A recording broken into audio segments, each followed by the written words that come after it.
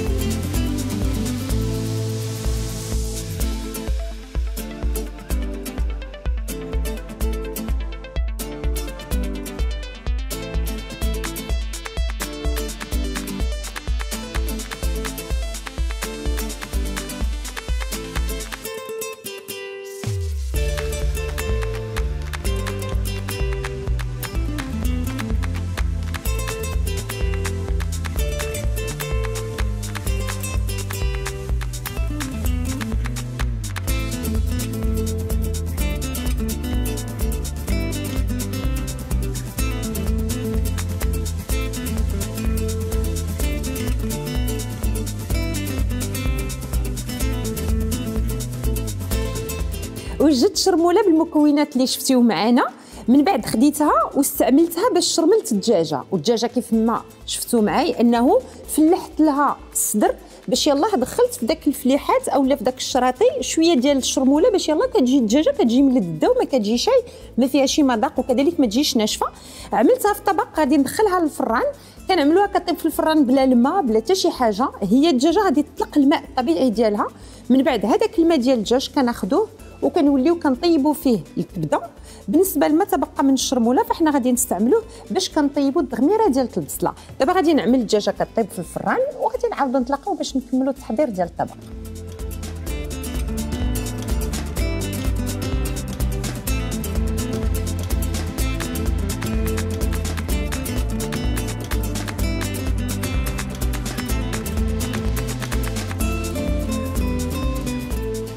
بالنسبه للبصله غادي نبداو نوجدوا فيها دابا.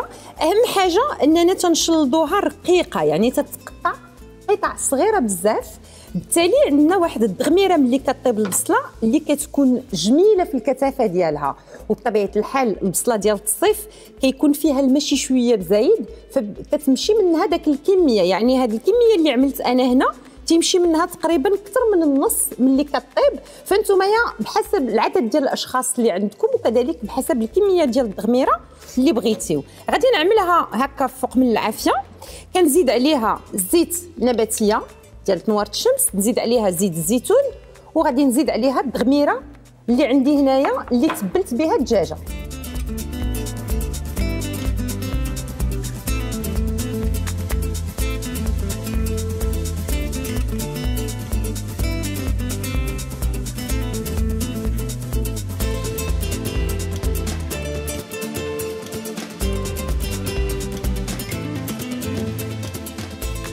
عملت البصله هي وزيت الزيتون مع شويه ديال زيت نوار الشمس وخليتها حتى بدات جايه الغليه ديالها بحال هكذا.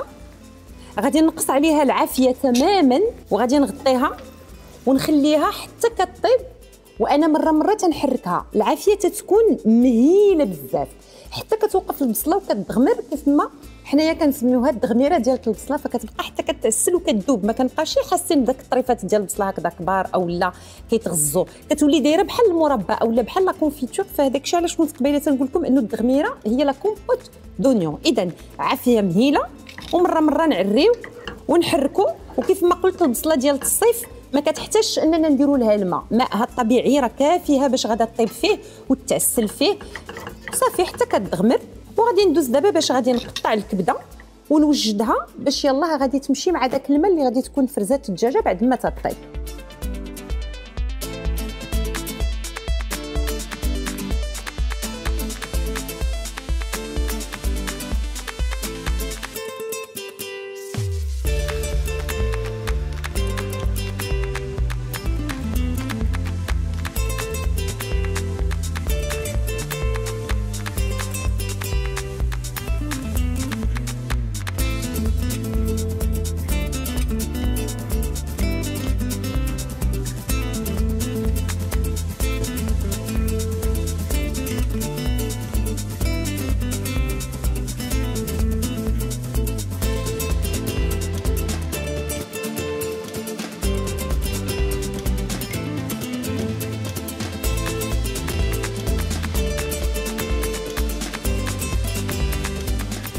خليت الدجاج طاب واحد ربع ساعه في الفران. بعد ما طاب داك ربع ساعه بدا كيسخن مزيان من برا ومن الداخل، خرجته غطيته بالورق ديال الالومنيوم وخليته رجعته للفران. بعد ما دوز ساعه الا ربع حتى ساعه هكذاك تنحسوا بانه طاب، تيكون طلق الماء ديالو الطبيعي. نتوما راكم كتسكوا الدجاجه كتسكوها، الماء اللي كيخرج منها خاصو يكون بيض او لا شفاف. كيمكن لكم من بعد كتعاودوا ترجعوه يتحمر الا بغيتيو. حنا غير الغرض اننا كناخذوا الماء اللي طلق الدجاج هو هذا، كنصفيوه وكنديروه في شي طنجره. غادي نوليو نضيفوا عليه شويه ديال الشرموله اللي استعملنا باش طاب الدجاج وباش كطيب الدغميره. كنديروا شويه الشرموله، كنديروا الطرف ديال الكبده، الزيتون احمر، وكنزيدوا طريفات ديال الليمون مسير، وكنخليو هذه المريقه حتى كتوكح مزيان وكتنشف وكتولي كطرف قليله الطبق ديال الدجاج. بالنسبه للدغميره ديال البصله، الدغميره ديال البصله ها هي دي كتشوفوا معايا كتجي محمضه ولذيذه وفيها داك الطيبه د الهريسه كتجي مميزه. ها هي دي هنايا طابت وتعسلات وقفات في داك الزويته ديالها. السر ديال تغمير هاد البصله تاع الدجاج هي العافيه، تكون مهيله وتكون مغطيه، ونبقاو نحركوا فيها مره كيف ما فسرت لكم قبيله صافي. اما بالنسبه للدجاج فكيمكن لكم تعاودوا ترجعوه للفران بعد ما كتكونوا زولتوه باش كيبقى سخون حتى الوقيته اللي كيوجدوا جميع العناصر عاد باش كتخرجوه باش كترافقوه بها.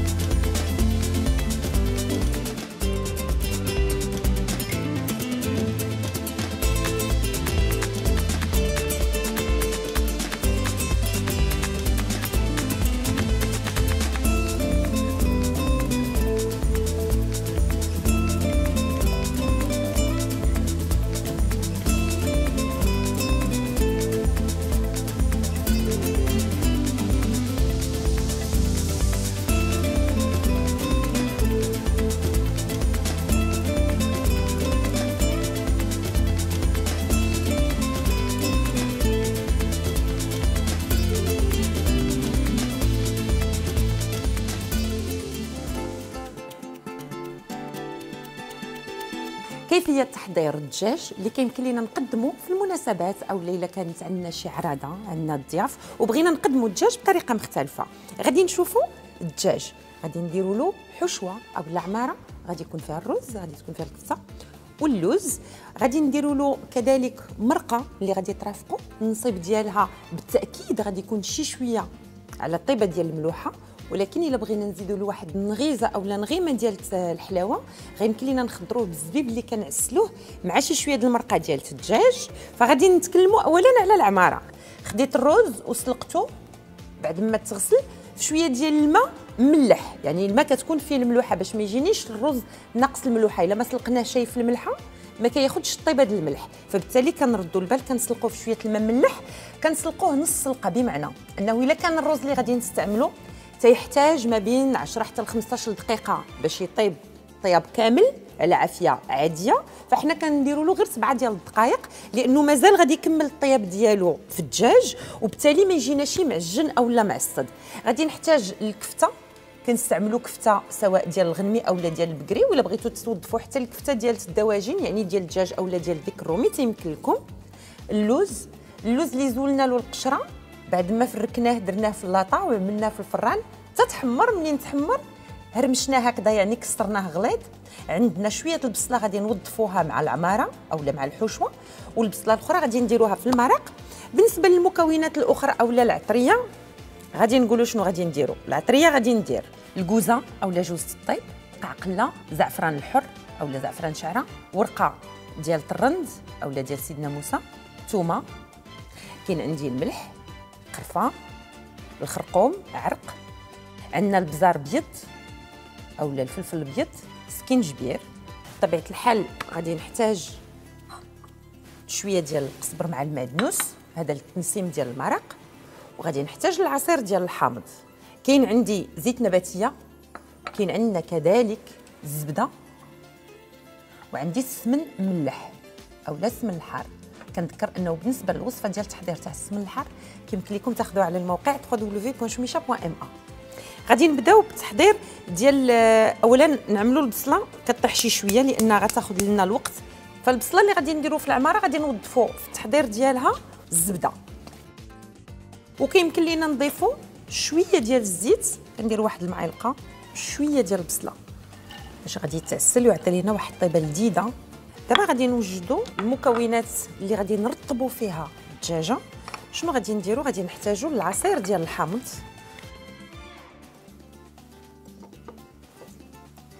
الشرموله ديال الدجاج غيكون فيها شويه الخرقوم، شويه ديال البزار بيض، سكينجبير، مليحه، العصير ديال الحامض، درس ديال الثومه. هاد العطريه هادي غادي ناخذها وغادي ندهن بها الدجاجه من الداخل. هنا كتشوفوا معايا البصله بدات كتنزل شي شويه، غادي نضيف عليها شويه ديال الملحه وكنتسناو عليها حتى كتاخذ كيف ما قلت لون يكون ذهبي، يعني ما كتمشي كطيح كتولي شفافه وانما كتولي ذهبيه.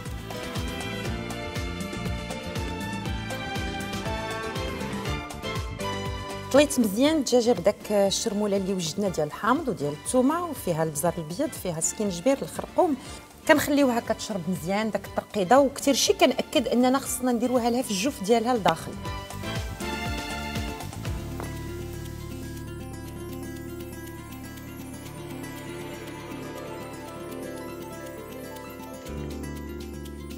غنديروا الراس ديال المعلقه ديال القرفه، شويه الملحه عاد على حساب الكفته، سكينجبير، شويه ديال الفلفل الابيض، بزار ابيض، نديروا شويه زعفران شعره، كنخليو شويه المرقه ضروري.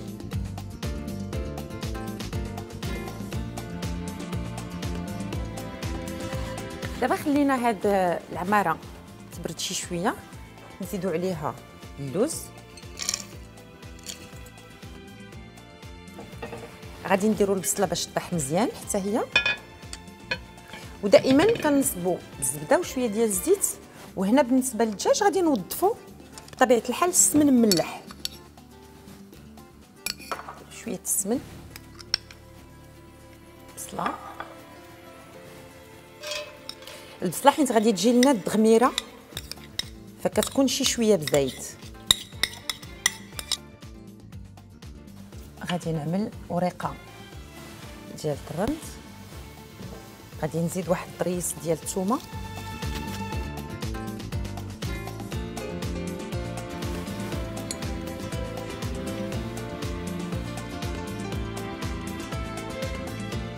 غادي ناخذ غير طريف ديال الورق المطبخ باش غادي نسد به الجوف ديال الدجاجه باش ما تخرج ليناش العماره وسط من الطياب، يعني وسط المرق. ما كاينلاش نخيطوه، كيمكن لينا نجمعوا ليها الفخاد. هنا خدينا الدجاجه عمرناها وغطينا كاع داك الثقوب اللي غادي يمكن لهم تخرج منهم الحشوه خلال الطهي، درنا لهم الورق ديال المطبخ.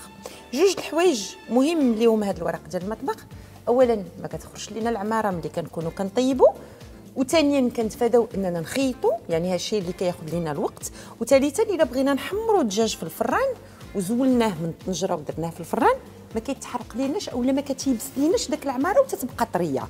اجيو نكملوا دابا الطياب ديال المرقه. خلينا البصله مع الثومه، درنا لها الزبده والسمن وشويه ديال الزيت وخليناها تطيح مع ورقه ديال الطرند. الورقه ديال الرند تلقات الطيبه ديالها في البصله، ما غاداش نخليها طيب مع الدجاج لان النكهه ديالها شويه مجهده وغادي تغلب ليا على الطيبه ديال المرقه. طلقت بنتها في البصله حتى تعسلات، هانتوما كتشوفوا معايا البصله كي ولات صافي. غادي نحيدها، غادي ننزل الدجاجه،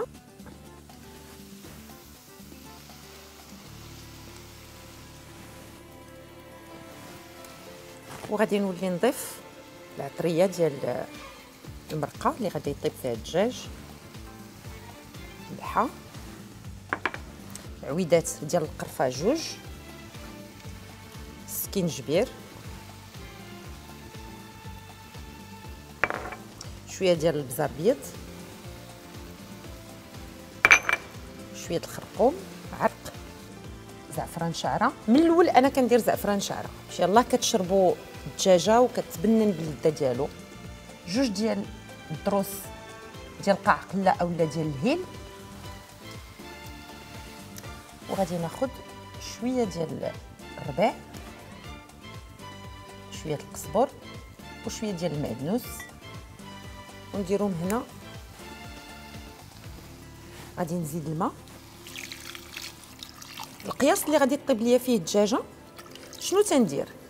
مره تناخذ الدجاجه وتنقلبها باش كتبقى تشرب داك العطريه اللي كاينه عندي هنايا اللي درت، وداك التوابل وطيبات البصله والمكونات الاخرى.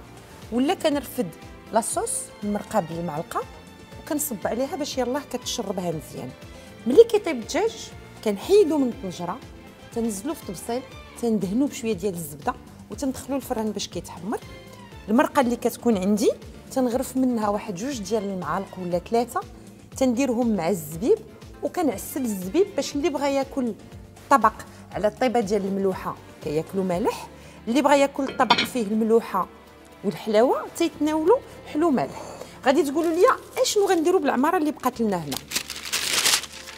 هذيك العماره غناخذوها كنديروها في الورق ديال المطبخ هكا، حيت حنا دائما ملي كنديروا هاد لافارس ما عمرها ما كتكون كافيه لكاع الناس، يعني كتكون شويه قليله.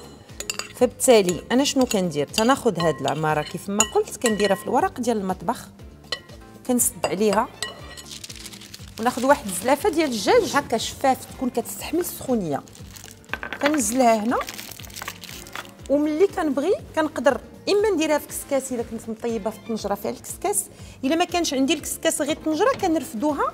هذه طريقه يعني مغربيه قديمه حنا كنا كنديروها للطياب ديال الملوخيه او الطياب ديال اي حاجه، وكنزلوها في الجنب حتى التالي لانه خصها غير شي شويه الوقت باش يكمل داك الرز الطياب ديالو.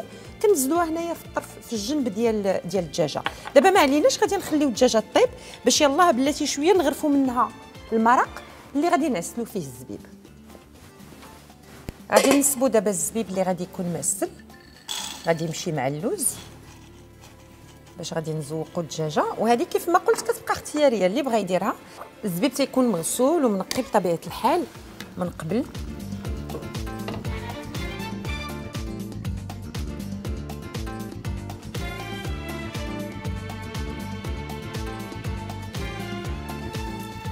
هنا الدجاجه طابت اللي عمرنا، غادي نزولوا الزلافه ديال العماره. ها هي دي كتشوفوا معايا كتجي طيبه كتجي غزاله. كيمكن لينا نعملوها على جنب باش كترافق لينا المرقه.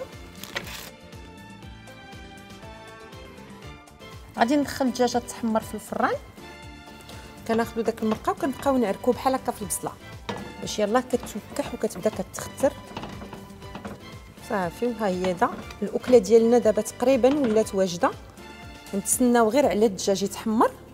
وهنا بالنسبه للزبيب كنخليوه كيف ما قلنا على عافيه مهيله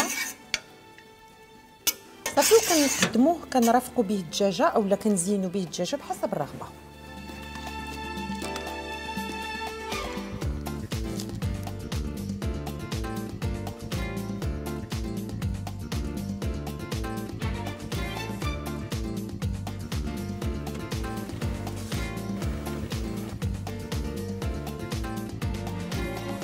هنا بعد ما نزلنا الدجاجه خرجناها من الفران خلينا حتى تحمرات، زوقناها بالرز اولا داكشي اللي تبقى لنا من الحشوه اللي كنا عملناه يطيب.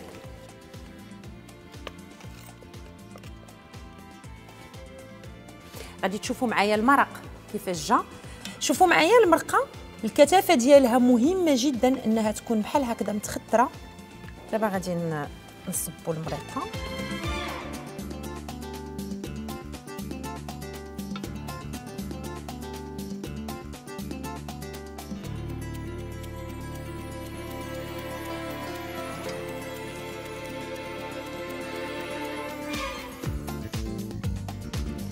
حنا كملنا التحضير ديال الطبق وقدمناه بحال هكذا، زوقناه في التالي باللوز، اللوز مفرك ومقلي باش يلاه كيعطي واحد القرمشه جميله جدا. نتمنوا لكم شهيه طيبه، الى اللقاء.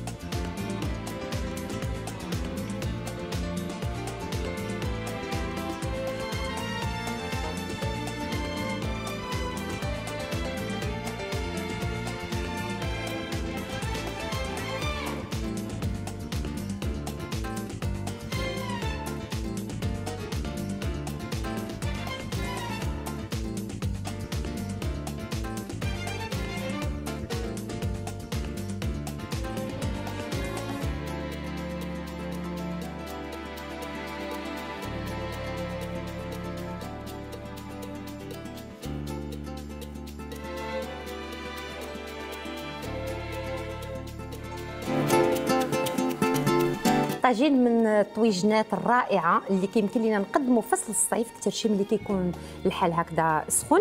فاحنا غادي نديروا الطاجين ديال المقفول. شنو هي الطاجين المقفول؟ الطاجين المقفول هو عباره عن طاجين كنوجدوه اما باللحم اولا بالدجاج اولا بالفراخ ديال الحمام اولا الفراخ ديال الدجاج، ومن بعد كنقفلوا عليه بالبصله وبمطيشه وتنعسلوه بالسكر وبالقرفه. تيمكن الطاجين المقفول يكون يا اما معسل كيف ما قلت بالسكر وبالقرفه، واما تيكون محمض يعني بعد ما تيطيب. وفي هذه الحاله هذه ما كنكونوش مستعملين مطيشه، كتكون غير البصله بوحدها، وبعد ما كيطيب كنعصروا عليه العصير ديال الحامض وكنقفلوه وكنعسلوه في الفران. انا خديت الفخاد ديال الدجاج، وكنتمنى انكم حتى نتوما ديروا نفس الفكره، على اساس انه الفخاد ديال الدجاج كياخذوا نفس الوقت في الطهي ديالهم اولا في الطياب ديالهم، بخلاف الا كنا مستعملين الصدر مع الفخاد فما كياخذوا شيء نفس الوقت ديال الطياب، وبالتالي الصدر ديال الدجاج كاينه شي شويه كيكون شي شويه ناشف من بعد ما كيطيب. هنايا درنا الفخاد ديال الدجاج، غادي نزيدوا عليهم الملحه،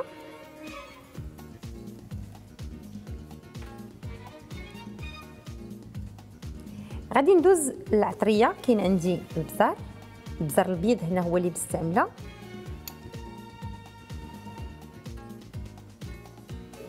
غادي نديرو الخرقوم عرق مدقوق،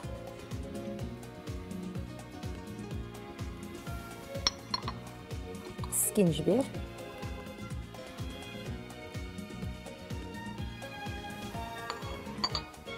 زعفران شعره،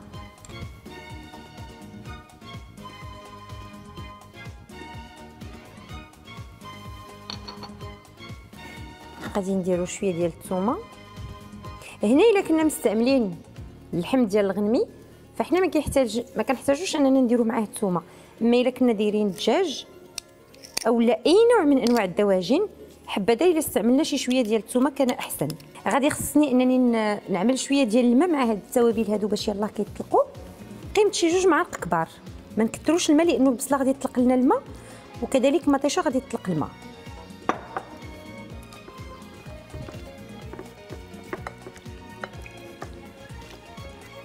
دابا غادي نخليو الدجاج كيترقد في هاد المكونات هادي اولا في هاد التشرميله هادي. اجيو نهضروا على الطاجين. الطاجين كناخذوا الطاجين ديال الفخار، الطاجين ديال الفخار اللي غادي نعملو فوق من العافيه ديال المجمر باش غادي نديروه يطيب فوق من الفخر.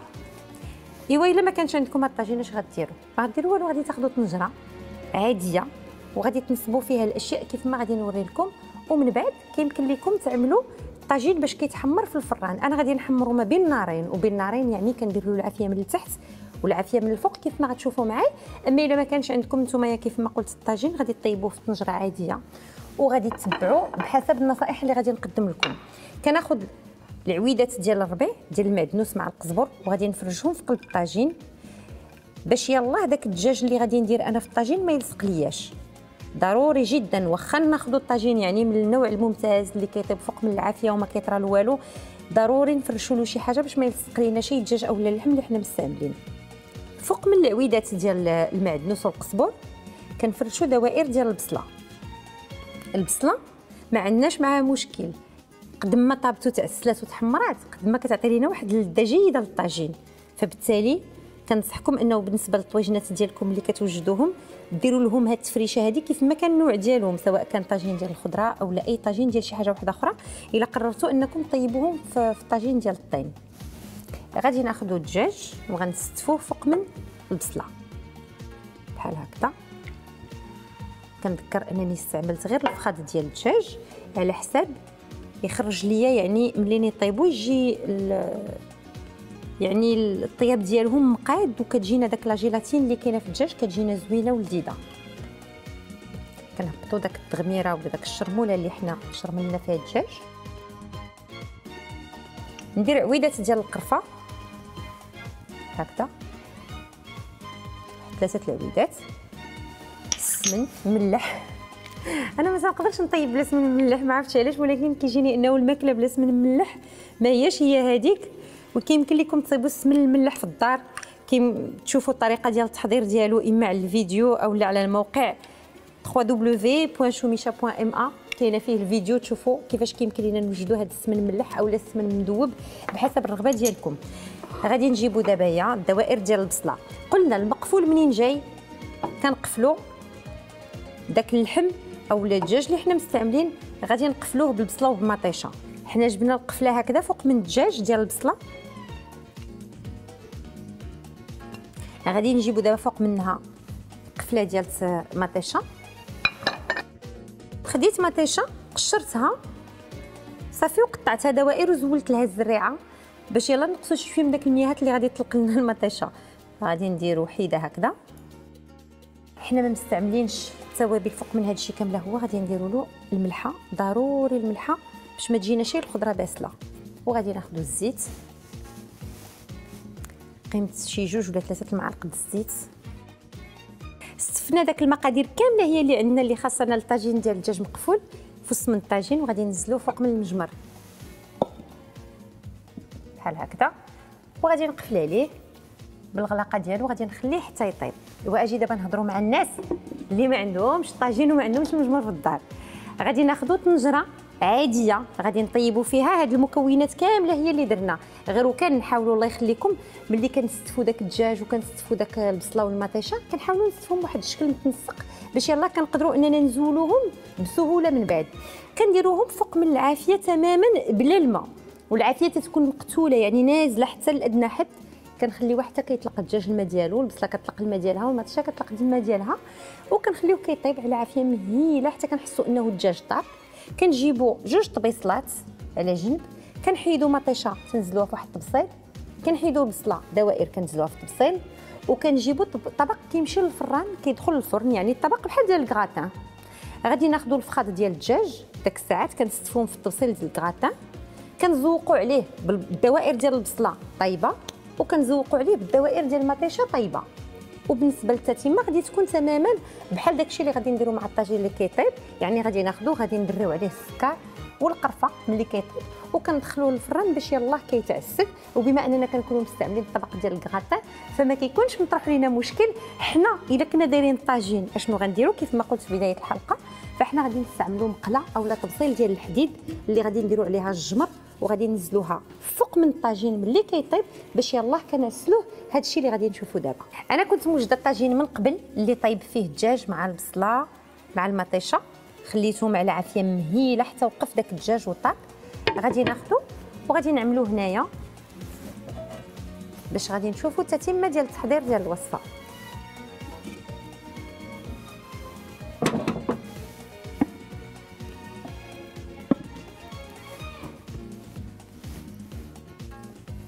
الشكل ديالو كيولي بحال هكذا ملي كيطيب.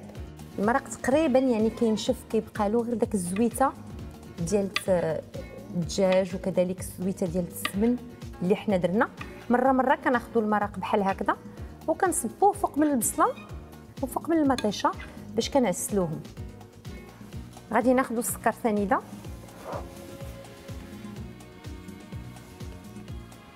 وكنرشوا السكر سنيده حسب الذوق. هنايا ما كاينش يعني شي كميه محدده. غادي ناخذوا شويه ديال القرفه مدقوقه وكنغبروا بها البصله مع المطيشه. غادي نجيبوا شي طبسيل اولا شي مقله ولا اي حاجه عندنا كناخذوها تنقفلوا عليها، تكون ديال الحديد بطبيعه الحال. كنجيبوا الجمر وغادي ناخذوه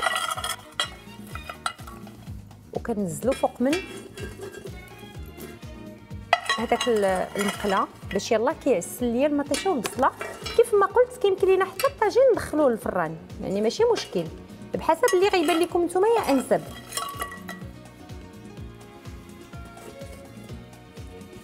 كنخليوه بحال هكذا حتى كيتعسل البصله وكتعسل المطيشه صافي، وكنقدموا الطبق. خلينا داك السكر حتى تعسل هو والقرفه وتعسلت لينا المطيشه وتعسلت البصله، فما نترددوش اننا نديروا كميات مهمه ديال البصله وديال المطيشه. قد ما كانت الخضره كثيره قد ما كيجي الطاجين ألذ. ومن جد يعني كنتو معنا هنايا وكتشموا الريحه اللي طالعه من هذا الطبق هذا، ما يمكنش لكم ما تجربوش وما تذوقوش كثير. شي الناس اللي كيبغيو داك التوازن ما بين الملوحه ما بين الحلاوه وكذلك الحموضه ديال الطماطيشه. حنا ما يمكن لنا الا نعتزوا بالناس ديال مراكش اللي عطاو لنا واحد الطبق شهي بهذا الشكل هذا، لانه هذا كيتسمى طاجين مراكشي اولا كيتسمى المقفول كيف ما كان نقولوا له يعني في جميع المناطق المغربيه. كنتمنى لكم شهيه طيبه ونتلاقاو ان شاء الله باش نشوفوا شهيوات اخرى. الى اللقاء.